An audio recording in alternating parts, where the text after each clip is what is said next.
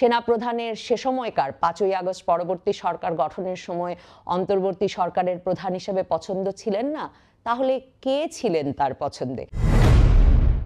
শুক্রবার হাসনাত আব্দুল্লাহ সেনাপ্রধান বা সেনাবাহিনীর শীর্ষ কর্মকর্তাদের দিকে ইঙ্গিত করে যে তারা ক্ষমতাচ্যুত আওয়ামী লীগকে পুনর্বাসনের চেষ্টা করছে এমন বক্তব্য তুলে ধরে এক ফেসবুক স্ট্যাটাস দিয়ে জনগণকে সেনাবাহিনীর বিরুদ্ধে খেপিয়ে তোলার প্রচেষ্টার পর আর রাজপথে ওয়াকার না হাসনাত হাসনাত হাসনাত স্লোগান ওঠার পর থেকেই জরুরি অবস্থা জারি হতে যাচ্ছে কিনা এই নিয়ে ঢাকায় বাংলাদেশে একটা দমবন্ধ পরিস্থিতি যাচ্ছে। নানা রকম আশঙ্কা, অনেকে আবার একরকম জরুরি অবস্থা জারি হলে সেনাবাহিনীর একটা প্রকাশ্য কর্তৃত্ব এলে বোধহয় স্বস্তির একটা সময় ফিরে আসবে, স্থিরতার সময় ফিরে আসবে বলে অনেকে একরকমের আশাবাদও ব্যক্ত করছেন জরুরি অবস্থা আসবার। আবার যারা আওয়ামী লীগ সমর্থকদের একটি অংশ মনে করছেন যে সেনাবাহিনী যেহেতু ইনক্লুসিভ ইলেকশনের কথা বলছে, রিফাইন্ড আওয়ামী লীগের কথা বলছে, পরিশুদ্ধ আওয়ামী লীগ হলে তাদের নিয়ে নির্বাচনের কথা বলছে, হয়তো আসলে জরুরি অবস্থায় এলে আওয়ামী লীগের এক রকমের পুনর্বাসন ঘটবে এবং আওয়ামী লীগ রাজনীতিতে ফিরে আসতে পারবে এবং সারা দেশ জুড়ে তাদের নেতাকর্মীদের উপর যে অব্যাহত নির্যাতনের ঘটনা ঘটছে তা থেমে যাবে। কাজেই নানা রকম আশাবাদ আশঙ্কা আছে। সবই জরুরি অবস্থা কি জারি হতে যাচ্ছে, হলে কবে হচ্ছে, এই প্রশ্নগুলোকে ঘিরে আমাকে যদি জিজ্ঞেস করেন, আমি বলবো যে জরুরি অবস্থায় এই মুহূর্তেই জারি হয়ে যাবে তা হয়তো ভাববার কোনো কারণ নেই।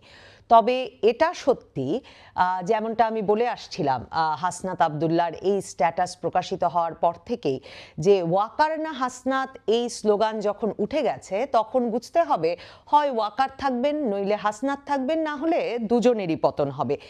এই অপশনগুলোর বাইরে আসলে কোনো অপশন নেই। তো সেক্ষেত্রে প্রথমেই যদি আবার সেই আলাপে যাই যে কেন হাসনাত আব্দুল্লাহ এই সময়ে সেই স্ট্যাটাস দিলেন এবং পরবর্তীতে আইএসপিআর নেত্র নিউজকে যেই প্রতিক্রিয়া জানালো তাতে বোঝা যাচ্ছে যে সেনাপ্রধান এবং হাসনাত আব্দুল্লাহ সার্জিস আলমদের মধ্যে একেবারেই বাবা ছেলের সম্পর্ক ছিল। সেনাপ্রধান তাদের ছেলের মতো দেখতেন, আইএসপিআর বলেছে, এবং আসলে সেনাপ্রধানের শক্তিতেই বলিয়ান হয়ে হাসনাত সার্জিসরা সারা বাংলাদেশে একটা ত্রাসের রাজত্ব কায়েম করেছিলেন।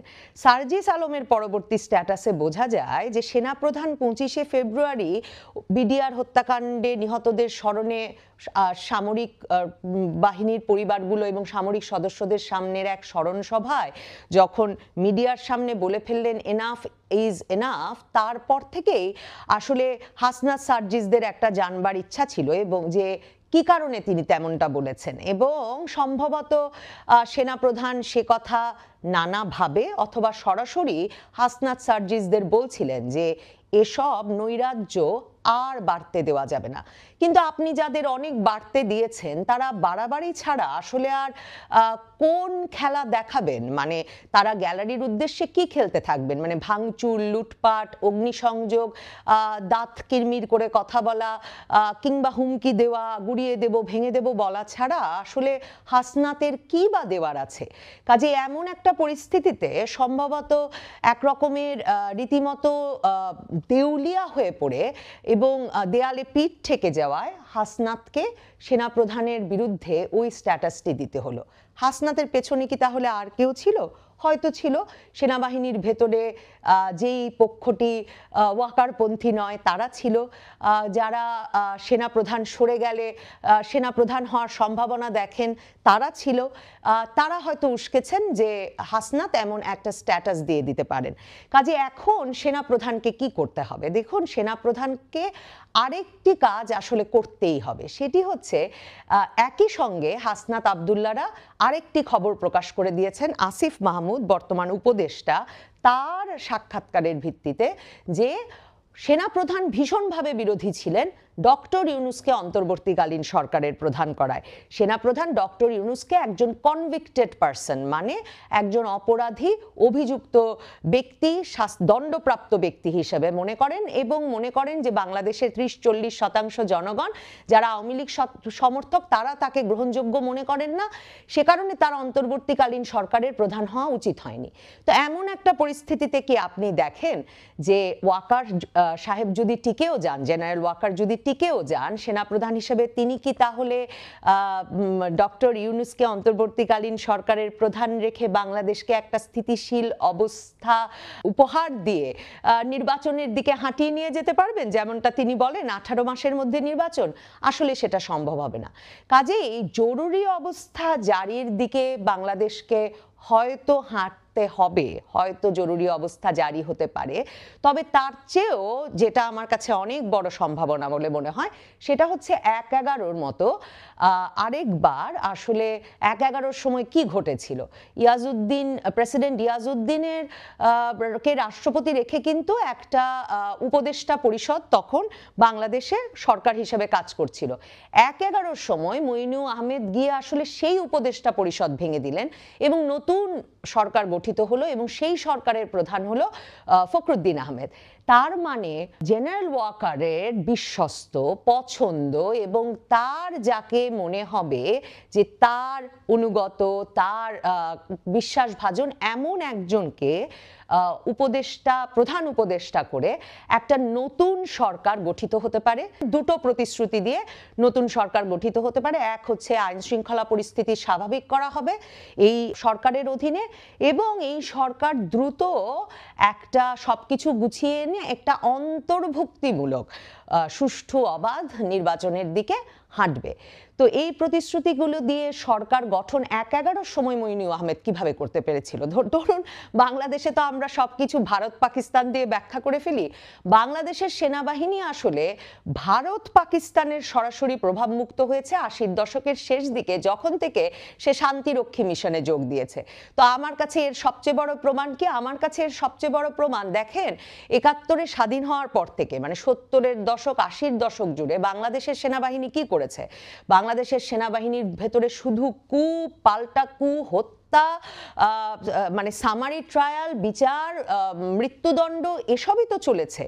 এবং সেসব কুয়ে 2 প্রেসিডেন্টের নিহত হয়েছেন এবং ব্যাপক রক্তপাত ঘটেছে। দেখুন 88 সাল থেকে বাংলাদেশ সেনাবাহিনী একদম ঠান্ডা হয়ে গেছে। ঠান্ডা হয়ে গেছে কারণ কি? তারা জাতিসংঘ শান্তিরক্ষী মিশনে যোগ দিয়েছে। জাতিসংঘ শান্তিরক্ষী মিশনে যোগ দিলে আসলে এই কু পাল্টা কু করতে করতে ভেতরের এই বিশৃঙ্খলা চালিয়ে যাওয়ার কোনো উপায় থাকে না।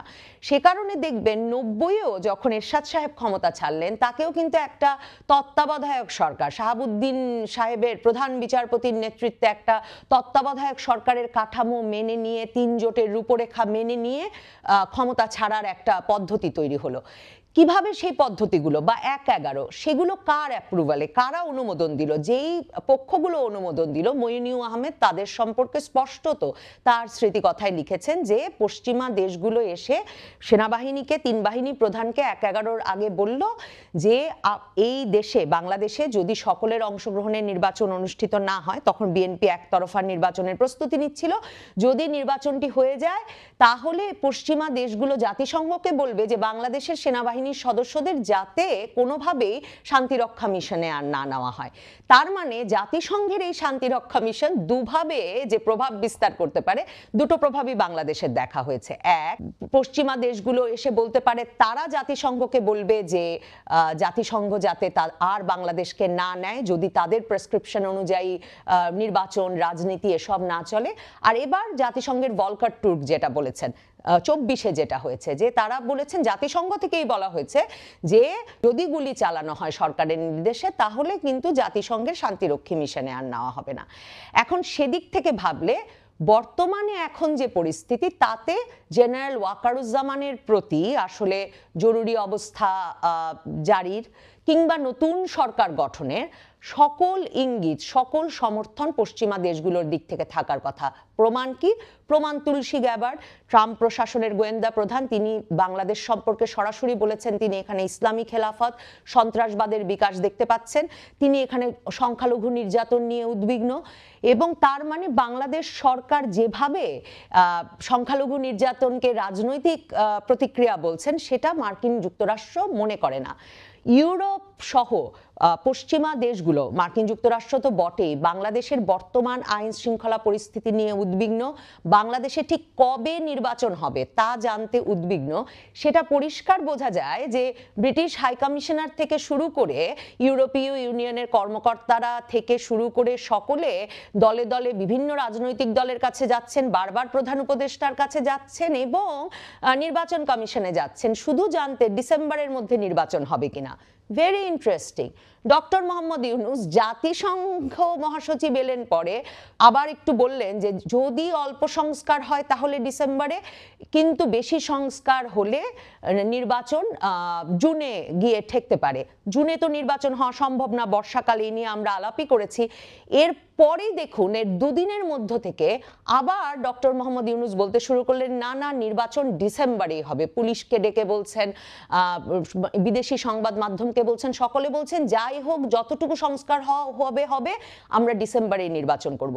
তার মানে কি পাল্টে গেছে? তার মানে ব্যাপক চাপ এসেছে পশ্চিমের দেশগুলো থেকে, যারা আসলে জাতিসংঘকে কথা শোনাতে পারে, এটা ভারত পাকিস্তান নয়, বা চীন নয়, জাতিসংঘকে কথা শোনাতে পারে যে বাংলাদেশে একটা অবাধ সুষ্ঠু নিরপেক্ষ নির্বাচনের কোনো সিনসিয়ারিটি, কোনো চাহিদা, কোনো তাগিদ ডক্টর মোহাম্মদ ইউনূস সরকারের নেই। এবং বাংলাদেশে আইন শৃঙ্খলা পরিস্থিতির অবস্থা খুব খারাপ, বাংলাদেশে সংখ্যালঘু নির্যাতনের অবস্থা খারাপ। খুবই দ্রুত বাংলাদেশে আইন শৃঙ্খলা পরিস্থিতি ফিরিয়ে আনা দরকার, যাতে ইসলামী সন্ত্রাসবাদের খেলাফতের সম্ভাবনা বিনাশ হয় এবং বাংলাদেশে একটা অবাধ সুষ্ঠু অন্তর্ভুক্তিমূলক, মানে আওয়ামী লীগকে সহ, সেটা সেনাবাহিনীর ওপর দোষ দিয়ে লাভ নেই, হাসনাত আবদুল্লাহরা যাই বলুন, আওয়ামী লীগ সহ একটা নির্বাচন যাতে অনুষ্ঠিত হতে পারে তার ব্যবস্থা করতে এখন তারা আসলে কার সঙ্গে কথা বলছেন? তারা ইউনূস সরকারে এই নৈরাজ্য দেখে তারা আসলে এখন, কারণ তারা চাপ দিতে পারেন, তারা প্রতিষ্ঠিত প্রতিষ্ঠান, তারা কাঠামোগত প্রতিষ্ঠান হিসেবে কার সাথে কথা বলছেন? তারা কথা বলছেন বাংলাদেশ সেনাবাহিনীর সঙ্গে। বাংলাদেশ সেনাবাহিনীর সঙ্গে আরো ইন্টারেস্টিং ভাবে কথা হচ্ছে মার্কিন সামরিক বাহিনীর, কারণ মার্কিন সামরিক বাহিনীর খুবই শীর্ষ পদের একজন জেনারেল আজকেও ঢাকায়, এই 24 তারিখ 25 তারিখ তিনি ঢাকা সফর করে মার্কিন যুক্তরাষ্ট্রে ফিরে যাবেন। তিনি কেন এসেছেন? আরাকান আর্মি সিটওয়ে সহ মায়ানমারের কতগুলো গুরুত্বপূর্ণ শহর দখল করতে বড় ধরনের সামরিক হামলা শুরু করছে। এর আগে জাতিসংঘ মহাসচিব এসে বাংলাদেশকে সরাসরি বলে গেছেন আরাকান আর্মির সাথে আলোচনা করতে। তো আমি তখন নবনীতা চৌধুরীর বয়ানে প্রশ্ন তুলেছিলাম যে একটা সশস্ত্র বিদ্রোহী গোষ্ঠী আরাকান আর্মি, তারা জান্তা আর্মির কাছ থেকে, মানে মায়ানমারের সরকারি আর্মির কাছ থেকে ডিসেম্বরে গুরুত্বপূর্ণ মংডু, রাখাইন, মায়ানমারের চীন সহ গুরুত্বপূর্ণ বেশ কয়েকটি প্রদেশ দখল করে নিয়েছে। এই সশস্ত্র বিদ্রোহী গোষ্ঠীর সঙ্গে জাতিসংঘ মহাসচিব বাংলাদেশকে কেন কথা বলতে বলছেন? জাতিসংঘ মহাসচিব, ইউনিসেফ সহ জাতিসংঘের পক্ষগুলো আরেকটা গুরুত্ব দিয়ে বারবার চাইছে বাংলাদেশের কাছে একটা সাপ্লাই চেইন, একটা সরবরাহ চেইন যাতে বাংলাদেশ তৈরি করে বাংলাদেশের ভেতর দিয়ে রাখাইন রাজ্যের সঙ্গে। এখন মার্কিন জেনারেল যে এসেছেন তিনি আর কোনো রাগঢাক করছেন না, মানে এতদিন তো একটা রাগঢাক ছিল আরাকান আর্মিকে সমর্থন দিচ্ছে গে, আরাকান আর্মিকে সরাসরি সমর্থন দিচ্ছে চীনকে শায়েস্তা করতে মার্কিন যুক্তরাষ্ট্র।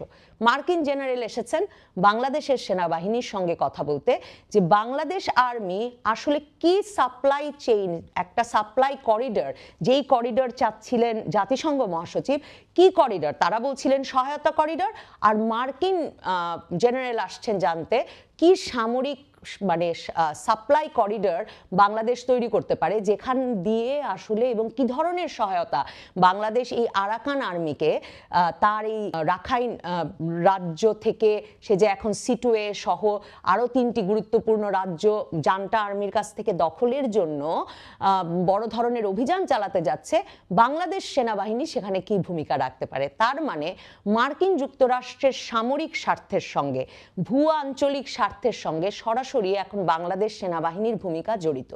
বাংলাদেশ সেনাবাহিনী সেক্ষেত্রে এখন একটা খুব গুরুত্বপূর্ণ ভূমিকায় আছে।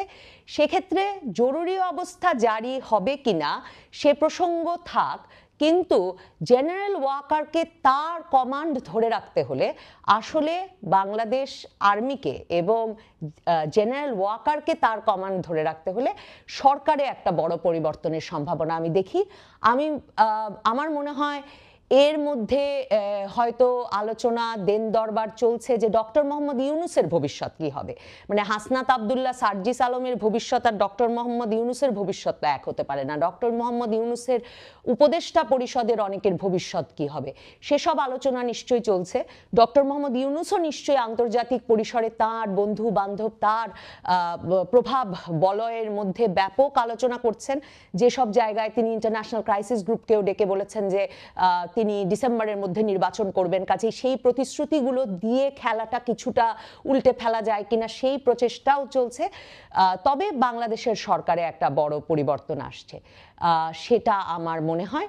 এখন বরং আমরা জল্পনা করতে পারি যে ডক্টর মোহাম্মদ ইউনূস যদি সেনাপ্রধানের সে সময়কার 5ই আগস্ট পরবর্তী সরকার গঠনের সময় অন্তর্বর্তী সরকারের প্রধান হিসেবে পছন্দ ছিলেন না, তাহলে কে ছিলেন তার পছন্দে? এখন হাসনাত আবদুল্লাহ, সার্জিস আলম আমাদের এটা জানিয়ে দিলে আমাদের আর আন্দাজ করতে হয় না। না হলে এই জল্পনা আমরা করে যেতে পারি প্রধান উপদেষ্টা কে হচ্ছেন, এবং তারপর উপদেষ্টা পরিষদেরও আমার ধারণা বড় ধরনের খোলনলচে পাল্টে যাবে। এই উপদেষ্টা পরিষদ, এই সেনাপ্রধান, এই হাসনাত আবদুল্লাহরা আর একসাথে পথ চলতে পারবেন না।